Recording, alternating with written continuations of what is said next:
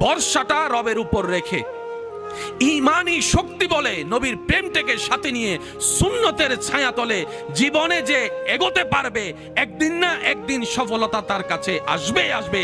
এটাই রব্বুল আলামিনের ওয়াদা। চিৎকার দিয়ে বলেন সুবহান।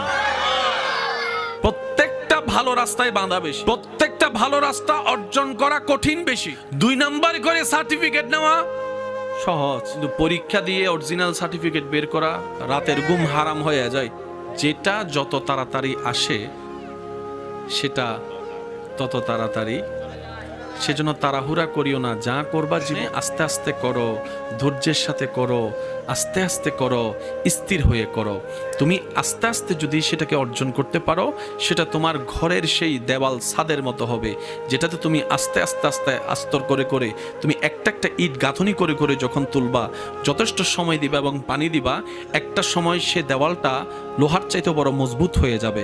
আর তুমি যদি একটার উপর একটা হুরস্থুলভাবে করতে থাকো, দেখবা কাঠামো তৈরি হয়েছে, কিন্তু সেটা বেশি দিন টেকসই হবে না। যে কোনো মুহূর্তে দুর্বলতাকে আপন করে সে পড়ে ধসে যেতে পারে, সে নিজেও ভাঙবে, তোমাকেও মারবে। কথা বলেন ঠিক কিনা?